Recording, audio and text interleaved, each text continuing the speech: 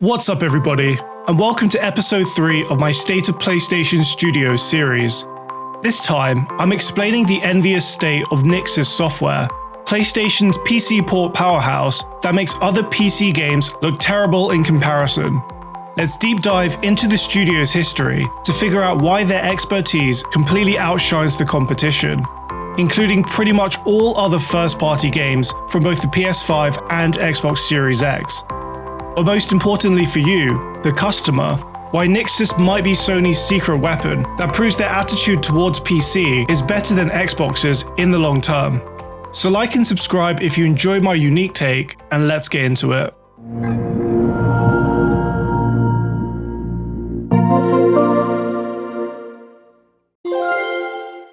Nixxes Software is a Dutch developer that was founded by Jurgen Katman in 1999 to port Legacy of Kain Soul Reaver to the Sega Dreamcast. In fact, Katman was specifically sought out by the game's UK-based publisher, Eidos Interactive, due to his history with them in the mid-90s. Eidos was so impressed with his games in the Netherlands' demo scene that they secretly arranged a job interview for him, hired him, relocated him to London, and then again to California when Crystal Dynamics were acquired by Eidos in 1998. After some time of living in hotels, Katman chose to return to the Netherlands, but Eidos didn't want to lose his skill set. So at their behest, Katman founded Nixxes to port Crystal Dynamics' masterpiece to the Dreamcast. This port not only had a much higher frame rate and further graphical enhancements compared to even the PC version, but Katman ported Legacy of Kain himself. It's therefore no surprise why Eidos thought so highly of him, and continued collaborating with Nixxes on Crystal Dynamics ports such as Mad Dash Racing on Xbox, where they developed a new renderer, Project Snowblind for Xbox that integrated Xbox Live support, and even that generation's Tomb Raider trilogy where they helped build the developer tools.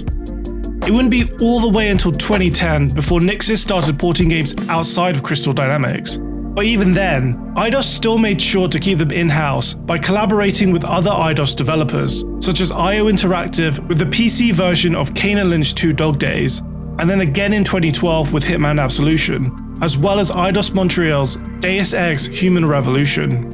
However, it would only be a year later before Nixxes collaborated on their first project outside of Eidos, with the PS4's flagship launch title exclusive, Killzone Shadowfall, developed by Guerrilla Games, who are also based out of the Netherlands.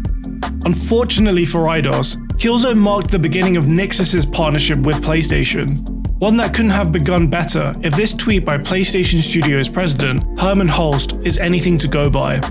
Herman Hulst was head of Guerrilla Games back then, so like Eidos, he would have seen firsthand just how talented Nixxes were, achieving all this success with only 13 people on staff. 30 years ago, our home world was swept away in a tide of so-called justice. Millions of men, women and children lost their lives. But some of us refused to lay down and die. Some of us refuse to accept your shallow pleas for forgiveness. We are the generation forged in the fires. And this is our day. Post-Killzone Shadowfall, Nixxes went back to exclusively working on PC ports for Eidos, including excellent games like Deus Ex Mankind Divided in 2016, mediocre games like 2018's Shadow of the Tomb Raider, and bad games like 2020's Marvel's Avengers. It wouldn't be until the second half of 2020 before they collaborated with Sony again, this time to help Guerrilla Games on their PC port of Horizon Zero Dawn, which launched in the very rough shape you'd expect from a studio's first PC port. After a few patches by Nixxes, the game ran much better by early 2021. And fortunately for Sony, this port still sold an additional 2.5 million copies of Horizon by March 2022, thus helping Sony achieve its goal of increasing profitability through PC ports of years-old PS4 masterpieces that cemented their domination of the Xbox One. This success was rightfully credited to Nixxes, and it's even more impressive considering this turnaround was completed during lockdown, where Nixxes faced particular hardship due to hardware having to remain in the office, even as employees began working from home, despite workflows requiring a high-speed connection to company servers. It's therefore no surprise that Sony announced the acquisition of Nixxes in July 2021 to continue these excellent PC ports, with their first project as a PlayStation Studios developer being Insomniac's Spider-Man from 2018. Unsurprisingly, this remastered version released in August 2022 to great reviews, as like usual, Nixxes did an excellent PC port that included unlocked frame rates, ultra-wide monitor support, and upscaling technologies from all three major PC hardware companies. 2020's Miles Morales followed suit in November 2022 to very similar warranted critical praise. Because as we'll discuss later in the video, it's incredibly rare for a PC game to support Nvidia's DLSS, AMD's FSR, and Intel's XeSS upscaling technologies. Finally, Nixxes' most recent project was yet another Insomniac title in Ratchet & Clank Rift Apart that released in July 2023. And once again, this port of the 2021 game was critically acclaimed for similar reasons. Nixxes was even able to get the game's near-instant dimension switching gameplay feature running on a mechanical hard drive, something that wasn't possible back in 2021 as direct storage wasn't out yet. And even though this is only possible at low resolutions and graphic settings that would be unacceptable to PS5 owners, the fact that they even implemented this is worthy of praise. Nixxes really don't miss, and all this is achieved with only around 70 people at the studio. The info was a disaster, but basically the portal showcase at the end of this level, which we'll get to in this. We will get in this video. It just sort of collapsed and then crashed. And I particularly like the way it continues to render while it's loading, right? So you've got little Clank there with his head nodding and his eyes moving, and literally everything else is frozen in time. I love though that you use that original PS4 hard drive. Yeah, I've got a defective PlayStation 4 launch unit, so it was a 5,400 RPM HDD vintage 2013. Oh boy! So basically a 10-year. I mean, it was never going to work. Now that we've gone through Nixxes' 24-year track record of consistently excellent ports, it's very clear to see why Sony thinks so highly of them.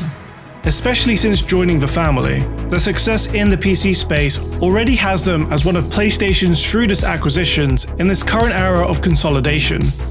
As like Insomniac, PlayStation are extracting far more value out of them compared to what they pay to acquire them. Especially compared to, say, Ninja Theory, which Xbox bought for more than 50% of what Sony paid for Insomniac, and only had Bleeding Edge and a series port of Hellblade to show so far. Furthermore, providing Nixxes maintain this level of quality, and there's no reason to think why they won't, their customer reputation within the PlayStation Studios umbrella will only continue to grow as PS5 games receive PC ports on a more frequent basis than before. Jim Ryan has said as much. And speaking of the customer, as someone who purchased a 3080 in 2021 and upgraded to a 4090 a few months ago, I'd argue that the Nixxes model is the ideal PC experience that even outshines what Xbox is doing, let alone other PlayStation studios. We just saw how bad it can get with The Last of Us Part 1, where even an S-tier talented developer like Naughty Dog isn't immune from a complete train wreck as their first PC port. The broken masterpiece made PC gamers look like second-class citizens who didn't even have the luxury of playing it day one. So, if I was Sony, I would do everything in my power to scale Nixxes up to the point where they're in charge of all PC ports going forward, and let the Naughty Dogs / Insomniacs concentrate on the console experience they do best. I'm very happy for these ports to come out 1 to 2 years later, providing that time is used to create the ultimate PC experience that includes all technologies, something not happening over on Xbox.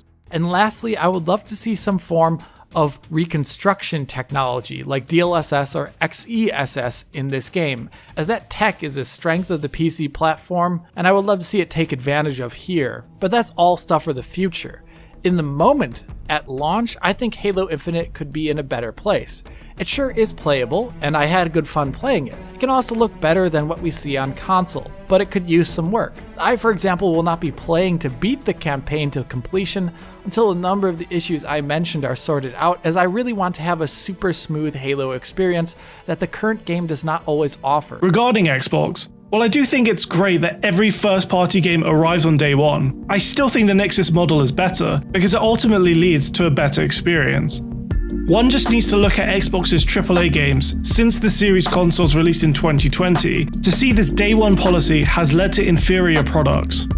Forza Horizon 5 was a decent PC port, but lacked a DLSS and FSR for over a year and is still missing quality of life features. Halo Infinite was a completely unoptimized train wreck of a port that even 2 years later is missing basic settings. Redfall was Redfall, but it's actually Starfield that's the most worrying.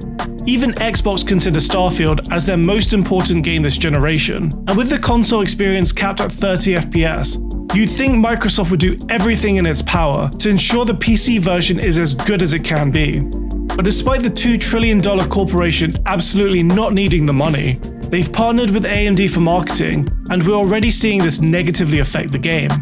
For example, the released PC requirements basically read like an ad for AMD products, causing unnecessary bad press from reputable sources like Digital Foundry before the game is even out.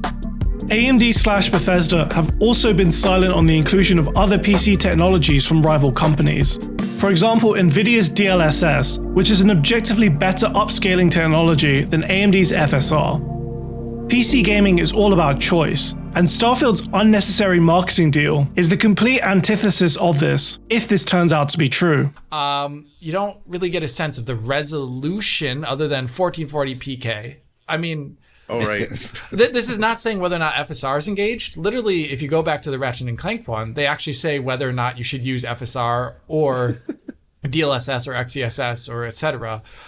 Based upon the setting. They say if you're going to use multiple RT effects, you should probably turn them on. That's awesome. Here, nothing, even though this game is possibly going to only have FSR2 and no DLSS. I don't like these things at all. I understand that it is essentially just trying to be a advertisement for AMD products, but it also just kind of doesn't inform the user, let alone a completely clueless user as to what they actually need to play the game. Because all these things, these are just the latest products from AMD. They're not actually a realistic thing you would necessarily order. Well, this is actually this is causing harm, because if you actually looked at the response to the to the specs there, people were saying, "Oh, holy crap! I've only got a Ryzen 5 3600. I'm probably going to need to upgrade." But lo and behold, go to the Steam page, and the recommended specs are a Ryzen 5 3600X, which is basically the same thing, and no upgrade required. So this is really not great, and it's not the way to use this exclusive partnership with Starfield. It's just really bad marketing, and not great to the consumer. Bad marketing, you say. But look, they have those 3 little icons they made, and for the legendary one, the rockets are actually bursting outside of the golden frame. And did you notice how the golden frame in the last one has a little beveled edge on it as well? It can't contain the power. Yeah, the whole settings thing, though. I mean, basically, the higher the resolution, the better the processor you need, apparently, and the better the motherboard you need. This is just wrong. It's just not the way to market this game. To put it bluntly, of course, in an ideal world, it would be great to get the Nixxes experience day one. But if it's a choice between waiting 18 months for a Nixxes level of quality PC port, a day one train wreck like Halo Infinite, or a technologically limited game to fill a marketing deal like we're seeing with Starfield, I'll take the former every time. There's no reason we can't have both, but Xbox has not proven that with even one AAA game this generation, and we're more than 2.5 years in. Anyways, that's all the praise I have for Nixxes right now. What do you think about Nixxes? And let me know if you agree or disagree with my take on the current state of PC first-party games in the comments below. Like and subscribe while you're down there too. I'll see you all in the next video, and have a great day.